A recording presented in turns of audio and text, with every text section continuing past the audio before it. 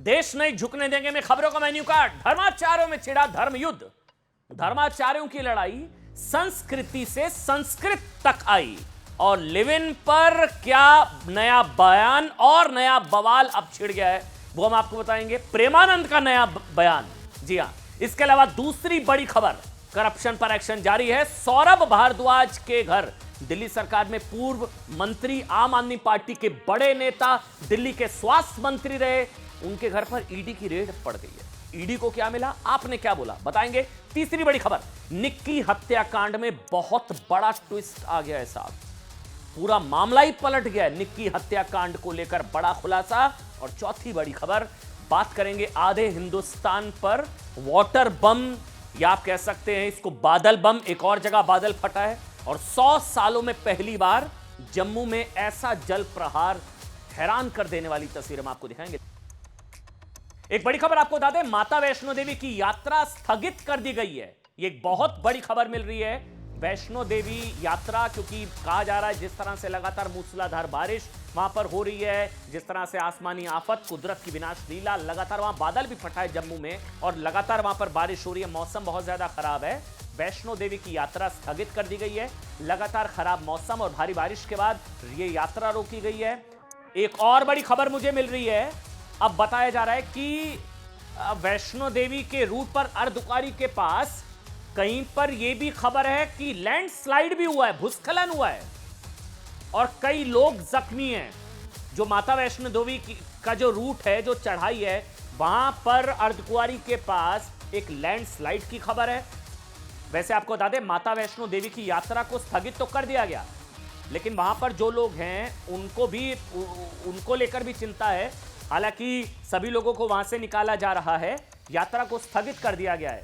लेकिन अभी एक और बड़ी खबर ये मुझे मिल रही है कि लैंडस्लाइड हुआ है अर्धकुंवारी के पास। जो रास्ता है, जब आप दर्शन के लिए कटरा में ऊपर माता वैष्णो भवन तक पहुंचते हैं, उससे पहले अर्धकुंवारी के पास वहां पर एक खबर है कि वहां पर लैंडस्लाइड की खबर है, कई लोग जख्मी हो गए।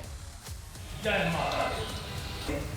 यात्रियों को बार बार सूचित किया जाता है कि मौसम ज्यादा खराब होने की वजह से यात्रा जो है वो बंद कर रखी है, और जैसे मौसम खुलता है और दोबारा से यात्रा जो है चालू की जाएगी और नोट किया जाएगा। इसलिए यात्रियों को बार बार सूचित किया जाता है कि यात्री अपने अपने स्थान पर चले जाएं, जहां जहां रुके हुए हैं वो गेट खाली कर। जय माता दी। यात्रियों को बार बार सूचित किया जाता है कि मौसम ज्यादा खराब होने की वजह से यात्रा जो है वो बंद कर रखी है, और जैसे मौसम खुलता है और दोबारा से यात्रा जो है चालू की जाएगी और नोट किया जाएगा। इसलिए यात्रियों को बार बार सूचित किया जाता है कि यात्री अपने अपने स्थान पर चले जाएं, जहां जहां रुके हुए हैं वो गेट खाली कर। जय माता दी। यात्रियों को बार बार सूचित किया जाता है कि मौसम ज्यादा खराब होने की वजह से यात्रा जो है वो बंद कर रखी है, और जैसे मौसम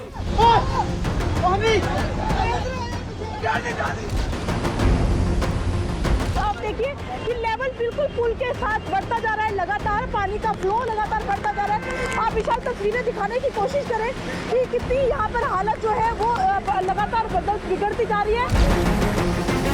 सभी नगर के निवासियों को सूचित किया जाता है कि कृपया वो नदी के किनारे न जाए और जो भी सड़कों के ऊपर चले वो अपनी को बनाए। मोहल्ले वाला पूरा खाली हो गया, वो कह रहे हैं पानी आने वाला, जल्दी खाली कर लो, बच्चों को लेके। हाँ, तो हम घर पे खाली कर दिया। हाँ। सामान वगैरह भेज गया, सारा घर डूब गया हमारा।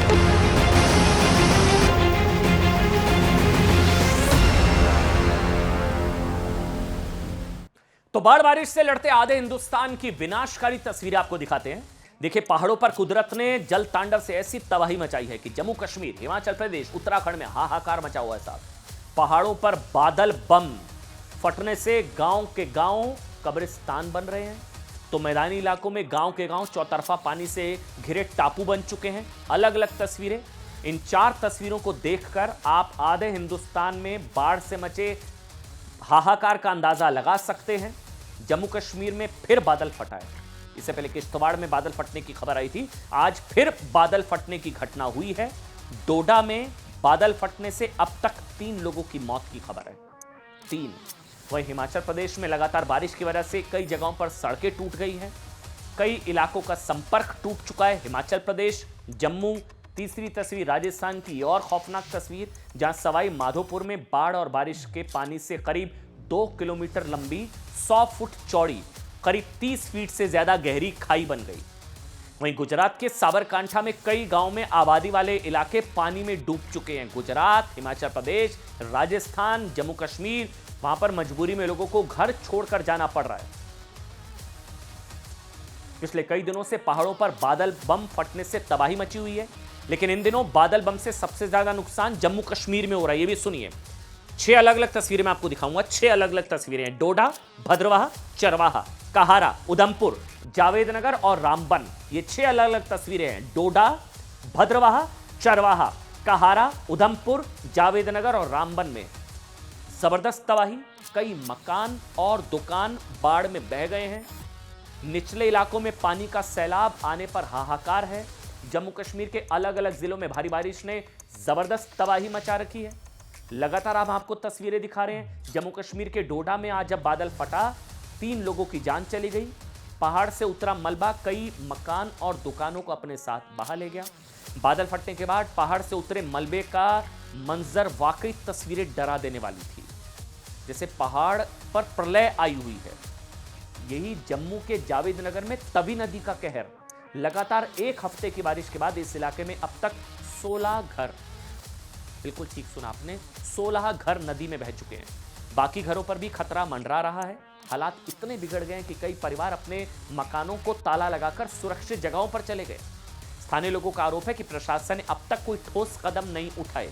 जिनके घर आधे अधूरे बचे हैं वो भी असुरक्षा के साए में जी रहे हैं। तवी नदी के किनारे अब उजड़े घर और खाली मोहल्ले तस्वीरों में आप देख सकते हैं। वहीं जम्मू कश्मीर के भद्रवाह में भारी बारिश के बाद हालात बहुत ज्यादा खराब है। निचले इलाकों में पानी का सैलाब आया। जम्मू कश्मीर के भद्रवाह में सैलाब ने कहर मचाया।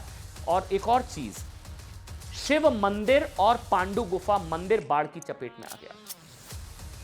मंदिर, शिव मंदिर और पांडु गुफा मंदिर बाढ़ की चपेट में आया। जो वहां से तस्वीरें आई वो भी डरा देने वाली।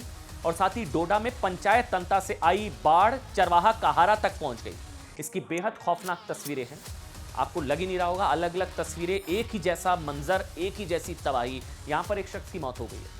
बाढ़ की वजह से तंता की रोड कनेक्टिविटी पूरी तरह से खत्म हो चुकी है। उधर जम्मू कश्मीर के अलग अलग जिलों में भारी बारिश ने जबरदस्त तबाही मचाई।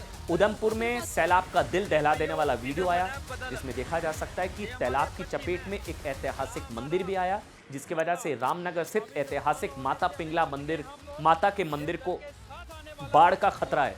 लेकिन वहां से जो तस्वीरें सामने आई है वो डराने वाली और हैरान कर देने वाली है।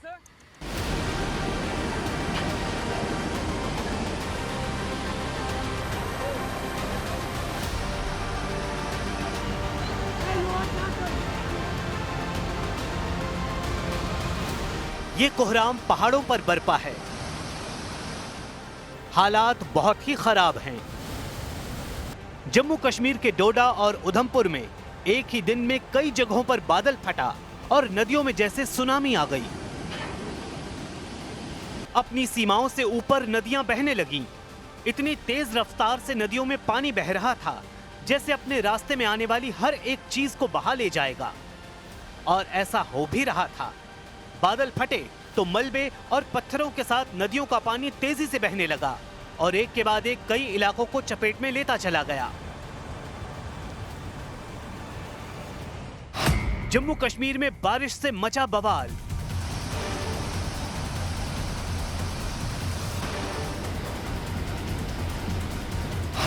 डोडा में फटा बादल, भद्रवाह में भारी नुकसान। जम्मू कश्मीर में आसमान से आफत बरस रही है। डोडा जिले के थाथरी इलाके में बादल फटने से भारी तबाही मची है। इस प्राकृतिक आपदा में 10 से ज्यादा मकान पूरी तरह तबाह हो गए हैं, जबकि कई घर पानी में बह गए। स्थानीय लोगों की जिंदगी भर की कमाई पलक झपकते ही मलबे में बदल गई।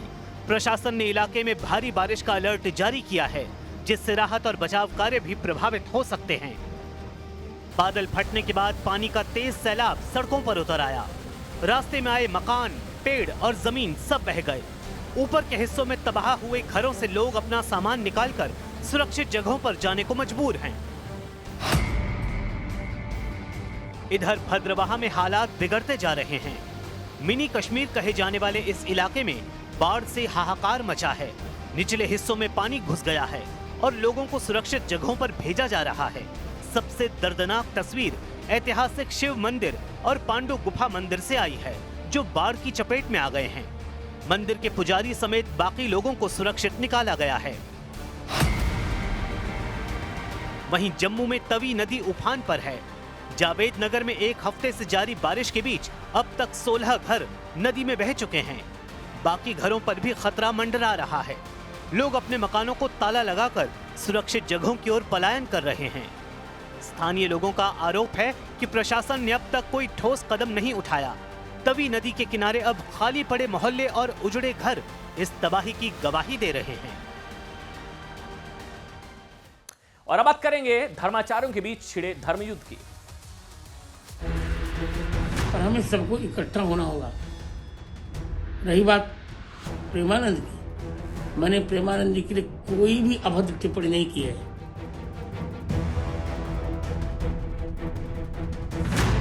मैंने तो अपने उत्तराधिकारी रामचंद्र दास को भी कहा है कि बच्चे संस्कृत पढ़ना चाहिए। जो कुछ भी कहे उसकी बात का संज्ञान लेकर के चिंता में नहीं जाना चाहिए। वो कुछ भी कहते हैं, वो एक पीले कपड़ा वाले महात्मा जी हैं वृंदावन के। इतना घमंड अच्छा नहीं है। अब आपकी उम्र भी हो गई है तो इतना घमंड ठीक नहीं है। उनके बारे में इस प्रकार की टिप्पणी बहुत ही निंदनीय है। रामभद्राचार्य को ज्ञान का अहंकार हो गया है। जगतगुरु रामभद्राचार्य जी ने बहुत ही सुंदर वक्तव्य दिया है। वाचक प्रेमानंद महाराज को लेकर जगतगुरु रामभद्राचार्य की टिप्पणी के बाद बवाल छिड़ गया। महाभारत, धर्म युद्ध, धार्मिक संग्राम, संस्कृति, संस्कृत और संग्राम, मतलब आप कह सकते हैं संतों में संग्राम। कुछ लोग मजे भी ले रहे हैं इस चीज को लेकर। देखो सनातन में क्या एकता है, कितनी एकजुटता है। मतलब संत समाज में एक तरीके से धर्म युद्ध की शुरुआत जो होती नजर आ रही है, उससे सवाल है कि पूरे विवाद की जड़ में क्या है। मतलब क्या कुछ लोग हैं जो संतों को आपस में लड़ाने का काम कर रहे हैं? ऐसे विवादित सवाल लोग लगातार पूछ रहे हैं कि संत समाज में क्या गृहयुद्ध जैसी स्थिति पैदा करने की कोशिश की जा रही है। ये सवाल इसलिए क्योंकि प्रेमानंद महाराज और अनिरुद्धाचार्य के बाद जगतगुरु रामभद्राचार्य वो तीसरे संत हैं जिनके बाद संत समाज में धर्म युद्ध की खबरें प्रकाशित होने लगी। धर्म युद्ध देखिए, रामभद्राचार्य का बयान एक पॉडकास्ट में कथावाचक प्रेमानंद महाराज को लेकर था। इस पॉडकास्ट में रामभद्राचार्य जगतगुरु जी ने प्रेमानंद महाराज को संस्कृत बोलकर दिखाने की चुनौती दी थी। इस बयान के बाद जब विवाद बढ़ा तो रामभद्राचार्य ने कहा कि सनातन को कमजोर करने के लिए विधर्मी शक्तियां, शब्दों को ध्यान से सुनिएगा, ये जगतगुरु रामभद्राचार्य जी ने कहा है, सनातन को कमजोर करने के लिए कुछ विधर्मी शक्तियां शब्दों को तोड़ मरोड़ कर पेश करती हैं। संस्कृत का ये पूरा विवाद मैं आपको समझाता हूं, प्रेमानंद महाराज के संस्कृति वाले बयान से शुरू हुआ था। संस्कृति टू संस्कृत। प्रेमानंद महाराज में युवाओं में चरित्र के गिरावट को लेकर चिंता जाहिर की थी उन्होंने, और लिव इन रिलेशनशिप को भारतीय संस्कृति के खिलाफ बताया था प्रेमानंद महाराज जी ने। यही बात उन्होंने एक बार फिर दोहराई है। कल उन्होंने प्रवचन के दौरान कहा कि एक बार चरित्र गया तो वापस नहीं आता। लिव इन रिलेशनशिप पर हुए एक सवाल में उन्होंने कहा कि एक लड़के से प्यार करो, उसके साथ रहो, उसकी फैमिली से मिलो और शादी कर लो। ऐसा नहीं कि 10 दिन किसी के साथ रहो फिर 10 दिन किसी और के साथ रहो। इससे पहले प्रेमानंद के किस बयान को लेकर बवाल मचा था, उसके बाद उन्होंने क्या कहा था, उनके दोनों बयान सुनिए, फिर मैं आपको बताऊंगा कि ये किस तरह से कहा जा रहा है कि धर्माचार्यों के बीच धर्मयुद्ध छिड़ाने का ये कुत्सित प्रयास है। उसकी बात आगे करेंगे, लेकिन पहले फिलहाल दोनों बयान सुनिए। में कोई 2-4 कन्याएं ऐसी होंगी जो अपना पवित्र जीवन रखकर किसी पुरुष को समर्पित होती होंगी। कैसे वो सच्ची बहू बनेगी? जो 4 लड़कों से मिल चुकी वो सच्ची बहू बनेगी? जो 4 लड़कियों से मिल चुका वो सच्चा पति बन पाएगा? तो अभी हमारा भारत देश धर्म प्रधान देश है। अब जो हमारे देश में गलतियां घुस गई हैं, विदेशी ये माहौल घुस गया है, ये लिव इन रिलेशन क्या है? गंदगी का खजाना। जैसे नाली का कीड़ा नाली में ही सुख का अनुभव करता है, उसे अमृत कुंड में डालो तो उसे पसंद नहीं आएगा। ऐसे जो गंदे आचरण कर रहे हैं ना, उनको सही बात उपदेश करो तो वो बुरा लगेगा, उनको बुरा लगेगा, उनको अच्छा नहीं लगेगा। कथावाचक प्रेमानंद महाराज के इसी उपदेश को कुछ लोगों ने विवाद में बदल दिया, जिसके बाद प्रेमानंद महाराज को महिला विरोधी बताया जाने लगा। इसके बाद प्रेमानंद महाराज के इस बयान को आधार बनाकर पॉडकास्ट में जगतगुरु रामभद्राचार्य जी से सवाल पूछा गया था, जिसके बाद रामभद्राचार्य ने कहा संतों को विवाद में नहीं पड़ना चाहिए। उन्होंने कहा कि अगर प्रेमानंद को संस्कृति के बारे में बताना है तो उन्हें संस्कृत भी सीखनी चाहिए, क्योंकि जिसे संस्कृत नहीं आती वो भारत की संस्कृति नहीं सिखा पाएगा। दरअसल रामभद्राचार्य जी ने संस्कृत भाषा और संस्कृति यानी कि सामाजिक मान्यताओं के बीच एक परस्पर संबंध स्थापित किया है, जिसने नई बहस को जन्म दे दिया। रामभद्राचार्य जी ने कहा कि संस्कृत और संस्कृति कल्चर भारत की दो प्रतिष्ठाएं हैं। भारत संस्कृति को जानने के लिए संस्कृत पढ़ना अनिवार्य है। बिना संस्कृत पढ़े कोई भारत की संस्कृति को समझ नहीं सकता है। अब देखिए, रामभद्राचार्य जगतगुरु के मुताबिक उन्होंने प्रेमानंद को संस्कृत भाषा पढ़ने की सलाह इसलिए दी क्योंकि वो प्रेमानंद के एक बयान से बहुत आहत थे। रामभद्राचार्य के उत्तराधिकारी आचार्य रामचंद्र दास ने कहा कि प्रेमानंद महाराज ने अपने प्रवचन में युवा लड़के लड़कियों के आचरण को लेकर टिप्पणी की।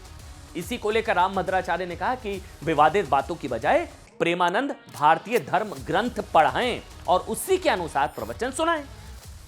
जगतगुरु रामभद्राचार्य चाहते हैं कि जो कुछ ग्रंथों, वेदों और पुराणों में लिखा है वही बातें विद्वान संत अपने अनुयायियों को बताएं। दरअसल प्रेमानंद महाराज से उनकी एक महिला अनुयायी ने सवाल पूछा था कि आजकल चाहे प्रेम विवाह हो या अरेंज मैरिज, दोनों ही प्रकार के रिश्ते टूट रहे हैं। ऐसे में माता पिता कैसे तय करें कि उनके बच्चों का भविष्य सही रहेगा, यह पूछा गया था। इस सवाल के जवाब में प्रेमानंद ने कहा था कि live in relationship, bar bar breakup, एक से ज्यादा प्रेमी या प्रेमिकाएं बनाने और छोड़ने की बात कहते हुए असामाजिक व्यवहार उसे बताया था। इसी कड़ी में उन्होंने एक बात कही थी जिस पर उन्हें भारी विरोध का सामना करना पड़ा था। प्रेमानंद ने कहा था कि अब लगभग 100 में से केवल 2-4 लड़कियां ही पवित्र हैं और एक पुरुष को पूरी श्रद्धा से समर्पित होती हैं, बाकी नहीं। हालांकि ये उनके पूरे कथन का आगे का हिस्सा था, पहले वाला हिस्सा किसी ने नहीं बताया। आरोप है कि प्रेमानंद के इसी बयान को लेकर एक पॉडकास्ट में उनसे कुछ इस तरह के सवाल पूछे गए जिसमें उन्होंने कुछ विवादित बातें की, जिसे लेकर उन्हें सफाई देनी पड़ी। जगतगुरु ने पहले कहा था कि प्रेमानंद की लोकप्रियता क्षण भंगुर है। विवाद मचने के बाद कहा कि उन्होंने प्रेमानंद के लिए कोई अभद्र टिप्पणी नहीं की। रामभद्राचार्य ने पहले कहा कि प्रेमानंद ना विद्वान है ना ही चमत्कारी। अब कह रहे हैं कि मैं चमत्कार को नमस्कार नहीं करता। पहले उन्होंने प्रेमानंद को चुनौती देते हुए, प्रेमानंद महाराज जी को चुनौती देते हुए कहा था कि वो मेरे सामने एक अक्षर संस्कृत बोलकर दिखा दे। अब जगतगुरु कह रहे हैं कि मैं आप सबको संस्कृत पढ़ने के लिए कहता हूं। पहले उन्होंने क्या कहा था कि प्रेमानंद मेरे कहे हुए संस्कृत श्लोकों का अर्थ समझा दें तो जानूं। अब वो कह रहे हैं कि मैंने धीरेन्द्र शास्त्री को भी संस्कृत के अध्ययन के लिए कहा है। 19 साल से बिना किडनी के जिंदा रहने पर रामभद्राचार्य जी ने कहा था कि प्रेमानंद डायलिसिस के सहारे जिंदा है। अब वो कह रहे हैं कि मैं उनके स्वास्थ्य के लिए प्रभु श्री राम से प्रार्थना करूंगा। देखिए, जगतगुरु रामभद्राचार्य ने अपने बयान पर क्या सफाई दी है वो भी आज पूरे देश को सुननी चाहिए। संस्कृत का अध्ययन करना चाहिए। आज जो सामान्य लोग चोला पहन करके वक्तव्य दे रहे हैं जिनको एक अक्षर आता जाता नहीं। मैंने तो अपने उत्तराधिकारी रामचंद्र दास को भी कहा है कि बच्चे संस्कृत पढ़ना चाहिए, और मैं सबको कह रहा हूँ प्रत्येक हिंदू को संस्कृत पढ़ना चाहिए। इसमें प्रेमानंद के लिए कोई मैंने ऐसी टिप्पणी नहीं की है। हाँ, चमत्कार को मैं नमस्कार नहीं करता, ये सत्य है। ये तो मैंने अपने शिष्य धीरेन्द्र शास्त्री को भी कहा, बेटा पढ़ो लिखो, सब लोग पढ़ो। अगली स्टोरी, निक्की हत्याकांड को लेकर बड़ा खुलासा, बड़ा ट्विस्ट, पूरा मामला पलट गया।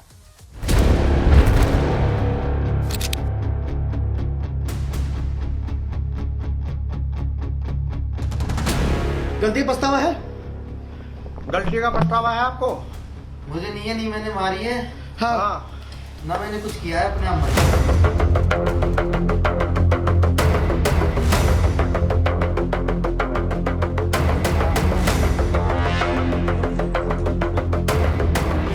उसके बिना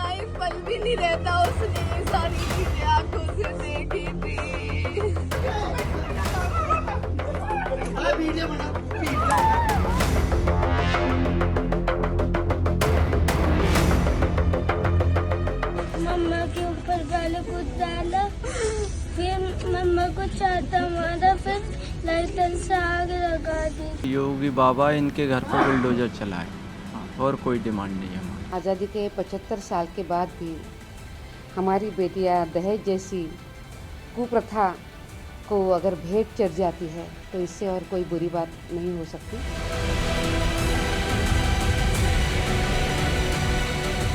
उधर ग्रेटर नोएडा के निक्की हत्याकांड को लेकर मिस्ट्री इस बात को लेकर थी कि उसकी हत्या रुपयों की वजह से हुई, दहेज की वजह से या रील्स की वजह से। उसे दहेज के लिए जिंदा जलाकर मारा गया या फिर रील बनाने से नाराज ससुराल वालों ने उसकी हत्या की। उसके पति ने ज्वलनशील पदार्थ डालकर बच्चे के सामने पत्नी को जला दिया। लेकिन आज इस घटना से जुड़ा जो नया सीसीटीवी वीडियो आया है, उसने पूरा केस और अग्निकांड की पूरी थ्योरी पलट दी है साहब। सबसे बड़ा ट्विस्ट निक्की हत्याकांड को लेकर। कल तक क्या था? कल तक निक्की के परिवार का दावा था कि उन्हें 21 अगस्त की, समय सुनिएगा तारीख, 21 अगस्त शाम 5:30 बजे यह जानकारी मिली थी कि निक्की को जिंदा जलाकर मार दिया गया। समय शाम 5:30, तारीख 21 अगस्त। ठीक। परिवार को यह जानकारी निक्की की बहन कंचन ने दी थी। परिवार ने यह भी बताया था कि निक्की को थिनर डालकर, ज्वलनशील थिनर डाला गया और उसको जला दिया गया। उसके बाद पड़ोसी उसे अस्पताल लेकर गए, लेकिन रास्ते में निक्की की मौत हो गई। ये सीक्वेंस ऑफ जो भी कुछ हुआ वहां पर, ये उसका एक तरीके से सीक्वेंस है, क्रोनोलॉजी है। लेकिन इस केस में जो नया वीडियो आया है उसने पूरी मिस्ट्री को उलझा दिया है, क्योंकि परिवार के दावे के मुताबिक निक्की को आग 21 अगस्त शाम 5:30 बजे के आसपास लगाई गई। लेकिन हत्याकांड से जुड़े सीसीटीवी वीडियो में 5:41 पर आरोपी विपिन घर के बाहर दिखाई दे रहा है। 21 अगस्त को शाम 5:41 के इस सीसीटीवी वीडियो में आरोपी विपिन घर के नीचे दिखाई दे रहा है। उस वक्त तक विपिन, आप देख सकते हैं, मतलब एक तरीके से वो बेफिक्र नजर आ रहा है। तभी वो अचानक हंगामे की आवाज सुनकर घर की ओर दौड़ता है। उसके पीछे पीछे एक बुजुर्ग भी दौड़ते हुए घर में घुसते हैं। इसके बाद वो बदहवास हालात में घर के बाहर आता है और कुछ लोगों को इशारा करके बुलाता है।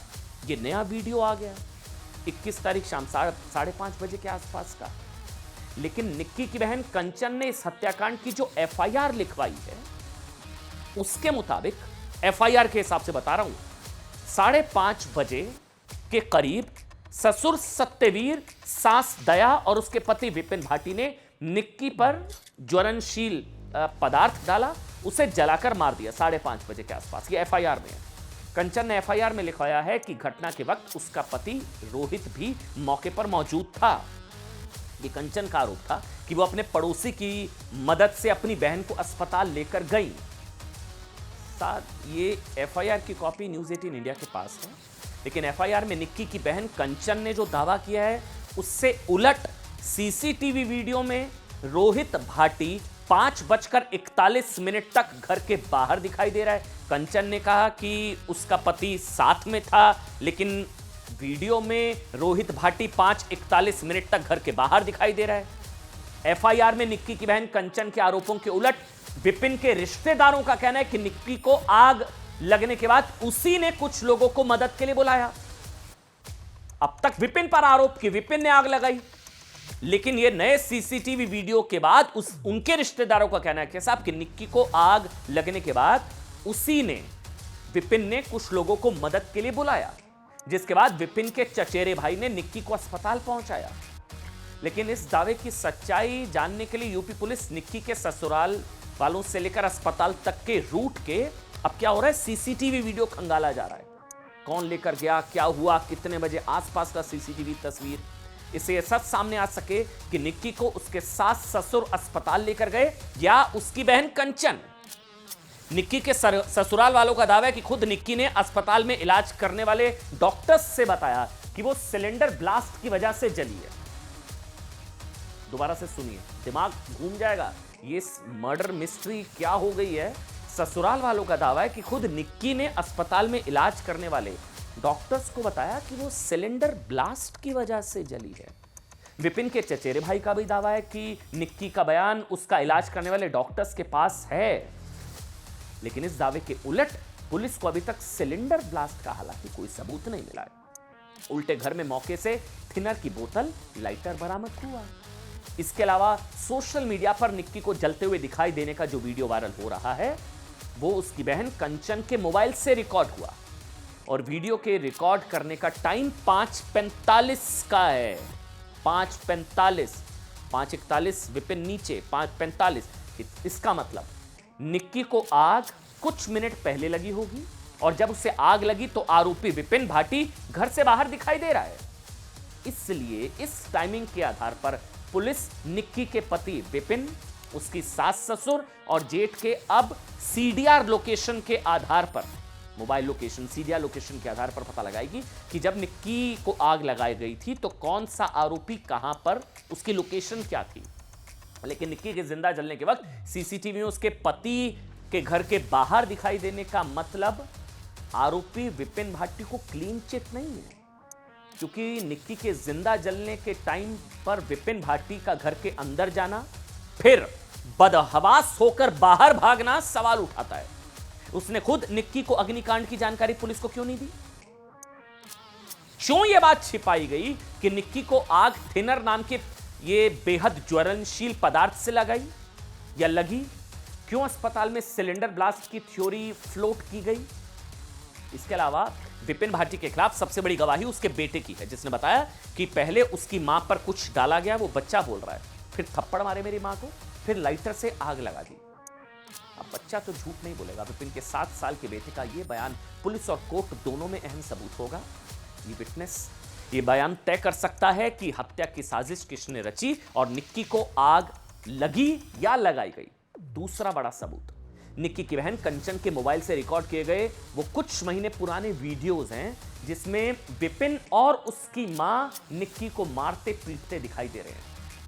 हालांकि इसके बावजूद विपिन ने खुद को निर्दोष बताते हुए बयान दिया था कि उसकी पत्नी निक्की ने खुद को आग लगाई है। वो कह भी रहा मैंने कुछ नहीं किया, वो जल गई और इस घटना के वक्त वो घर में नहीं था। मम्मा के ऊपर पहले कुछ डाला, फिर मम्मा को चाटा मारा, फिर लाइटर से आग लगा दी थी। गलती पछतावा है? गलती का पछतावा है आपको? मुझे नहीं मैंने मारी है। हाँ। ना मैंने कुछ किया है, अपने आप मरी है। हाँ। अच्छा। और आप पहले भी मारपीट करते थे उससे? मियाँ बीवी में हर जगह लड़ाई होती रहती है, ये कोई आम बात नहीं है। अच्छा। और वो अपने आप लगाई? बस मुझे और कुछ नहीं पता ना। वैसे निक्की हत्याकांड में कोर्ट ने उसकी सास ससुर और जेठ को 14 दिन की न्यायिक हिरासत में भेज दिया है, जबकि आरोपी विपिन, उसके पैर में गोली लगी, एनकाउंटर हुआ, पैर में गोली लगी, अब वो अस्पताल में है। पुलिस एनकाउंटर में उससे तब गोली लगी जब वो हिरासत से भागने की कोशिश कर रहा था। निक्की हत्याकांड में विपिन भाटी के खिलाफ एक जानकारी और सामने आई है। निक्की के पति विपिन भाटी की कुछ लड़कियों के साथ चैट भी लीक हुई है। इससे निक्की के परिवार वालों के इस आरोप की पुष्टि होती है, जिसमें कहा गया था कि विपिन का कैरेक्टर ठीक नहीं था, उसके कुछ लड़कियों से अवैध संबंध थे और निक्की इसका विरोध करती थी। निक्की के भाई का आरोप है कि दहेज के अलावा उसके साथ होने वाली मारपीट की वजह यह भी थी। आरोप है कि विपिन निक्की का इंस्टाग्राम अकाउंट उसकी रील्स की वजह से नहीं, बल्कि इसलिए बंद कराना चाहता था क्योंकि निक्की ने अपने सोशल मीडिया अकाउंट्स में बताया था उसके पति का नाम विपिन है। इसी वजह से विपिन निक्की पर लगातार इंस्टा अकाउंट बंद करने का दबाव भी बना रहा था, क्योंकि दूसरी लड़कियों को फंसाने के लिए खुद को वो अनमैरिड, सिंगल दिखाना चाहता था। उसकी वाइफ ने इंस्टा पर बताया ही वो मेरा पति है।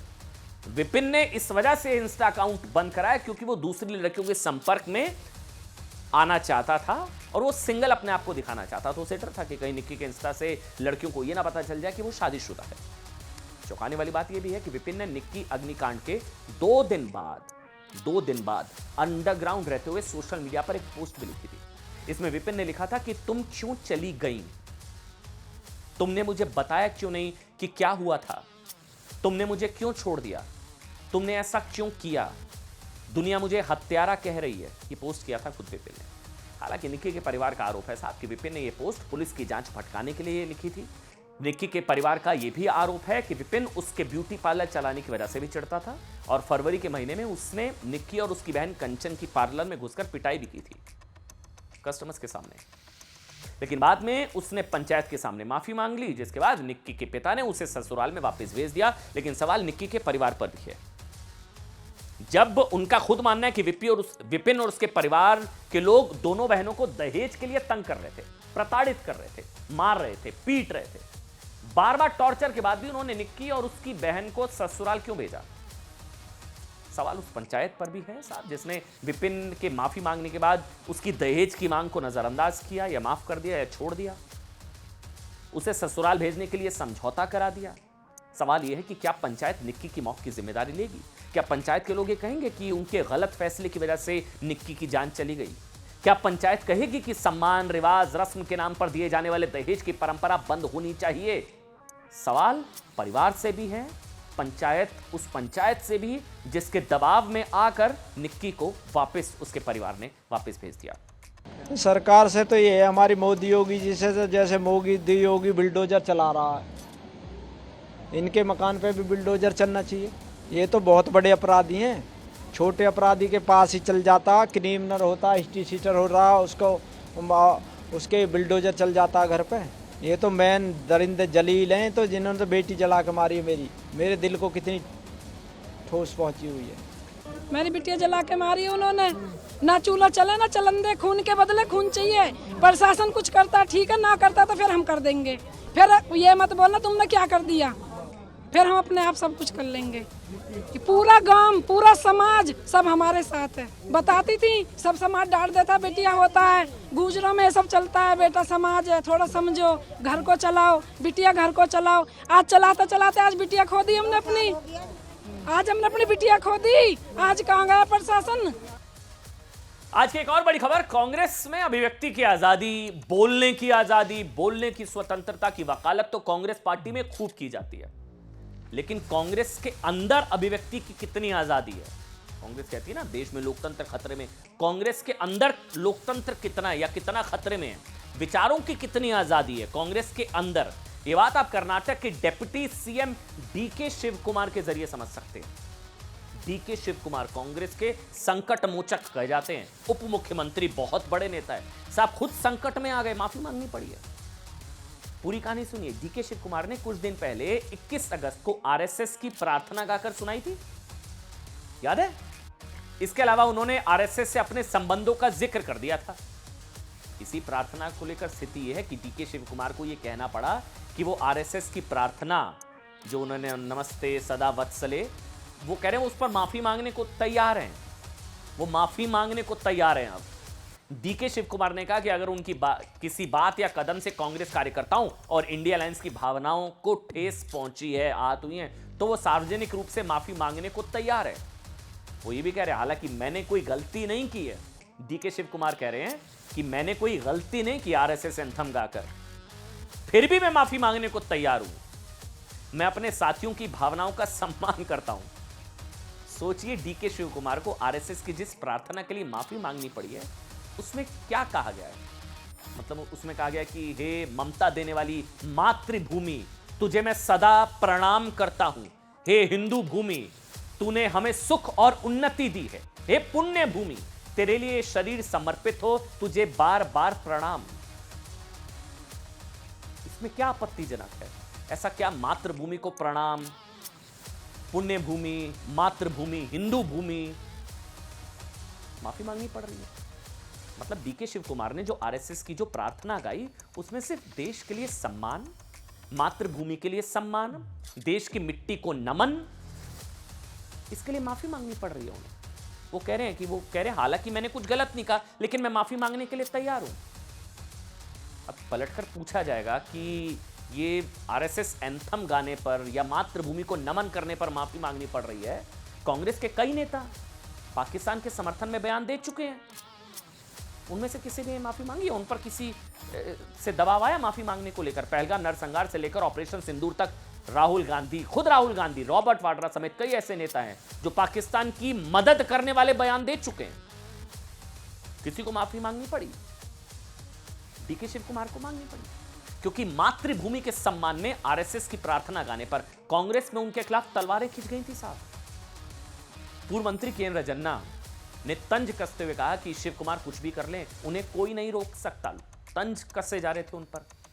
पीडब्ल्यूडी मंत्री सतीश जरकीहोली ने साफ कहा कि इस मामले पर फैसला कांग्रेस हाईकमान और मुख्यमंत्री को करना होगा।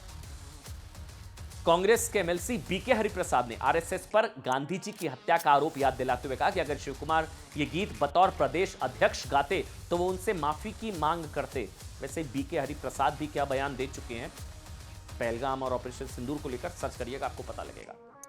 मंत्री यहां तक कि प्रियांक खड़गे ने कहा आरएसएस एक विषैली संस्था है जिसने संविधान का विरोध किया, मसौदा जलाया। मतलब उन्होंने अलग तरीके से आरएसएस पर हमला कहा। आरएसएस न सिर्फ कांग्रेस बल्कि पूरे देश की एकता का सबसे बड़ा दुश्मन। आरएसएस की प्रार्थना गाने के बाद डीके शिव कुमार पर ज्यादा दबाव इसलिए बढ़ा क्योंकि खुद राहुल गांधी आरएसएस के कट्टर विरोधी हैं। हालांकि वो अलग बात है कि राहुल के परनाना जवाहरलाल नेहरू जी और उनकी दादी इंदिरा गांधी जी आरएसएस को देशभक्त संस्था मानती थी, लेकिन ये दौर राहुल गांधी का है। ये बात डीके शिव कुमार भी जानते हैं, इसलिए उन्होंने माफी मांगने में ही भलाई समझी और इसलिए कांग्रेस पार्टी के सबसे बड़े संकट मोचक खुद संकट में आ गए। देखिए, डीके शिव कुमार को माफी को लेकर बीजेपी और जेडीएस के नेताओं का कहना है कि आरएसएस की प्रार्थना गाकर वो इटली के नेताओं के निशाने पर आ गए। अगर वो माफी नहीं मांगते तो राहुल गांधी उनकी कुर्सी छीन लेते। नमस्ते सदा वत्सले मातृभूमि अध्यक्ष हिंदू भूमि सुगम वर्धितोहम महामंगले I don't want to hurt anyone. I don't want to hurt their feelings.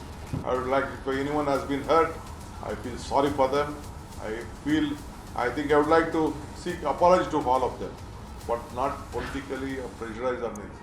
None of my party high command. आमतौर पर कांग्रेस अभिव्यक्ति और विचारों की आजादी की बड़ी बड़ी पक्षधर रहती है, लेकिन खुद कांग्रेस में विचारों की आजादी कितनी है उसके लिए ना दो उदाहरण मैं आपको दिखाता हूं। अभी आपको याद होगा, एक तो ये मैंने आपको बताया डीके शिव कुमार को सिर्फ आरएसएस के गीत गाने की वजह से माफी मांगनी पड़ी, वो भी तब जब उनका कहना है कि उन्होंने कोई गलती नहीं की है, मातृभूमि को नमन किया, मतलब वो कह रहे हैं मैंने कुछ गलत नहीं है फिर भी मैं माफी मांग रहा हूं। ये विचारों की आजादी। इससे पहले आपको याद होगा कर्नाटक के मंत्री पूर्व हो गए ना अब तो, एन रजन्ना को भी अपना पद से हाथ धोना पड़ा था। वोट चोरी को लेकर उन्होंने कुछ दावा किया था जो राहुल गांधी के दावे पर सवाल उठाता था, कांग्रेस को आईना दिखाया था। उस वक्त तो हम सत्ता में थे, जिसके बाद उन्हें अपने पद से हाथ धोना पड़ा था। यही है कांग्रेस में अभिव्यक्ति की आजादी। कांग्रेस में क्या लोकतंत्र खतरे में। बीजेपी ने भी कहा है कि डीके ने राहुल के कहने पर माफी मांगी है। बीजेपी ने कहा कि प्रो पाकिस्तान बयान देने पर आज तक टीम राहुल में से किसी ने माफी नहीं मांगी, लेकिन प्रो हिंदू प्रेयर गाने पर माफी पर माफी क्यों? आज की बड़ी खबर, शराब के बाद स्वास्थ्य घोटाला। जी हां, स्वास्थ्य को लेकर घोटाले की बात की जा रही है। सौरभ भारद्वाज के ईडी की रेड पड़ी, अब बवाल मचा हुआ है।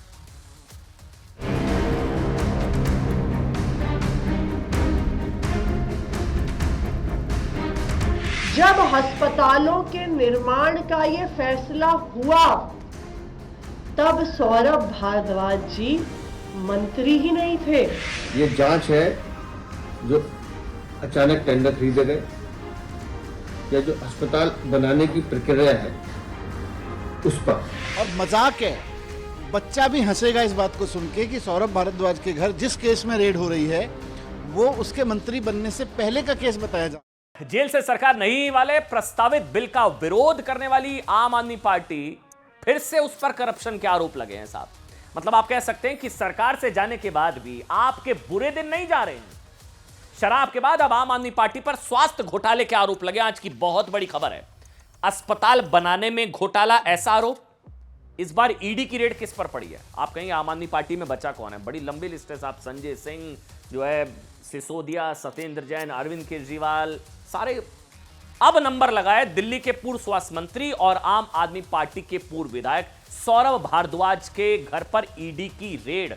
सौरभ भारद्वाज, प्रवर्तन निदेशालय ने मनी लॉन्ड्रिंग केस में सौरभ भारद्वाज के घर के साथ ही उनसे जुड़े 13 ठिकानों पर, सौरभ भारद्वाज के 13 ठिकानों पर छापेमारी की, जिसके बाद आप कह सकते हैं कि दिल्ली में सियासी पारा एक बार फिर से गर्म हो गया।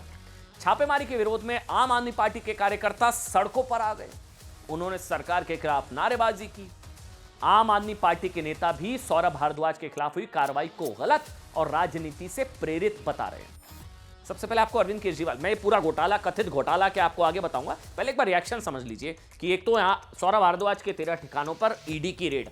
दिल्ली के पूर्व मुख्यमंत्री और आम आदमी पार्टी के संयोजक अरविंद केजरीवाल, जो खुद शराब घोटाले में आरोपी हैं, वो कथित स्वाद घोटाले में आरोपी सौरभ भारद्वाज का बचाव करने कैसे उतरे, अब सुनिए।